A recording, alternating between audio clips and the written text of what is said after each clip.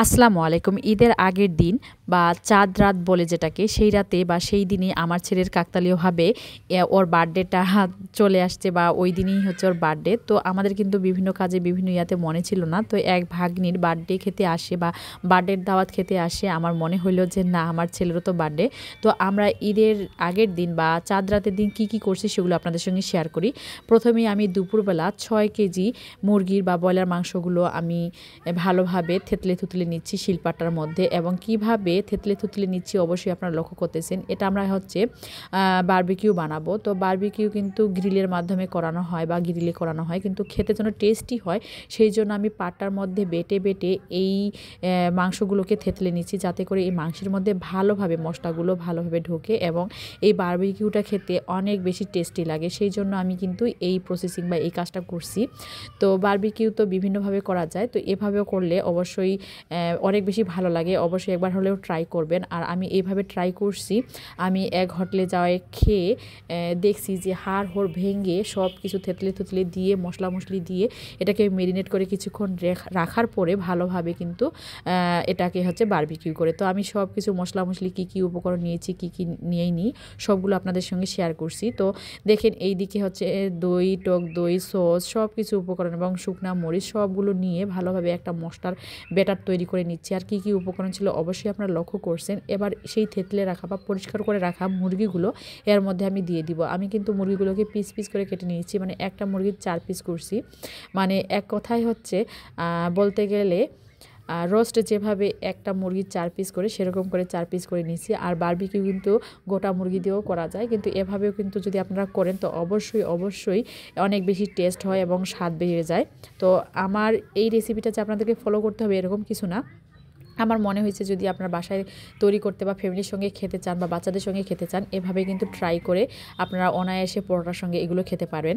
তো আমি এগুলো সেই জন্য শেয়ার করলাম। তো এইখানে আমরা সবগুলো মাংস একটা একটা করে দিচ্ছি এবং ম্যারিনেট করতেছি, এবং এগুলো ভালোভাবে আমরা রেখে দেবো, ফ্রিজ আপ করবো। কারণ ফ্রিজের বাইরে যদি আমি রাখি তো পেঁয়াজের গন্ধ বা রসুনের গন্ধ বা আপনার আদার গন্ধটা বের হতে পারে, যেহেতু অনেকক্ষণ এটাকে ম্যারিনেট করে রাখতে হবে।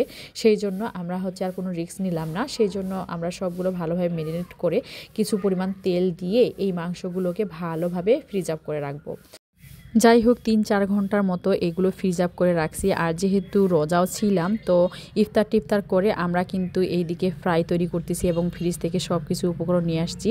আর আমার মা ওইদিকে চুলার মধ্যে হচ্ছে মাছ ফ্রাই করতেছে, আর এইদিকে আমরা বারবিকিউ করব। আর এইদিকে দেখেন রুটির ডো আমি রেখে দিয়েছি, সেগুলো ভালোভাবে এখন রুটি তৈরি করব বা পরোটা তৈরি করব এবং আমরা অনায়াসে খাবো। তো আমি আমার মাকে দেখিয়ে দিই। এইদিকে কিন্তু দেখেন অনেকগুলো মাছ ফ্রাই করা হচ্ছে। আর এইদিকে আমরা বার্থডে পার্টিতে চলে গেছি, মানে এদিকে মাছ ফ্রাই হতে হতে এক ভাগ্নি আমাদেরকে জোর করে তার বার্থডে পার্টিতে দাওয়াত দিছে এবং তার বার্থডে পার্টিতে চলে গেলাম। তো বার্থডে পার্টিতে যাওয়ার পরে আমার মনে হইলো যে না, আজকে তো আমার ছেলেরও বার্থডে।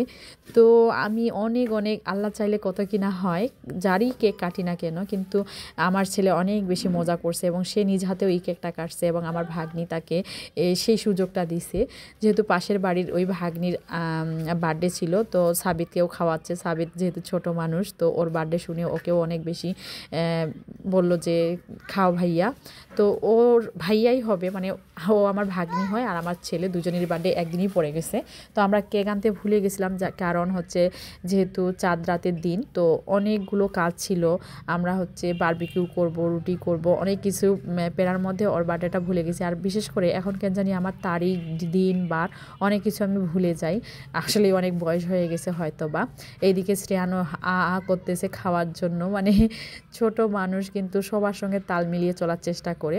তো এইদিকে কিন্তু আমরা হচ্ছে পরোটাগুলো অলরেডি কয়েকটা ভেজে নিয়েছি, আর এইদিকে কিন্তু বারবিকিউ বানানোর জন্য তাওয়ার মধ্যেই আমরা কিন্তু সব কিছু উপকরণ মানে ভাজাভুজি করতেছি, যাতে করে এর তেল বা কোনো কিছু মশলা মশলি আগুনের মধ্যে পড়ে না যায়। সেই জন্য আমরা চেষ্টা করছি তাওয়ার মধ্যেই পরোটা ভাজা এবং বারবিকিউ করা। আপনারা চাইলে কিন্তু গ্রিলের মধ্যেও করতে পারেন। তো এভাবে কিন্তু যেহেতু আমরা মাংসটাকে অনেক থেতলে থুতলে নিয়েছি, তার জন্য এইরকম করে আমরা হচ্ছে তাওয়ার মধ্যেই এই বারবিকিউটা তৈরি করতেছি। আর অবশ্যই আপনারা দেখলেন যে আমরা হচ্ছে মাছ ফ্রাইও খাইছি এবং এই যে বারবিকিউ করতেছি। সেভেনার প্রেমরা যা কিছু নিয়ে আসা সব কিছু নিয়ে আসা হয়েছে, সস নিয়ে আসা হয়েছে। ওইদিকে আমার আব্বা খাচ্ছে, মানে সবাই মিলে আঙ্গিনার মধ্যে বসে আমরা খাচ্ছি। বা মজা করতেছি। তো 7 আপটা বের করতে একটু ভুলে গেছিলাম, তো এখন 7 আপটাও বের করব আর সবাই মিলে মজা করে খাবো। তো এই হচ্ছে আমাদের চাঁদ রাতের দিনের ঘটনা।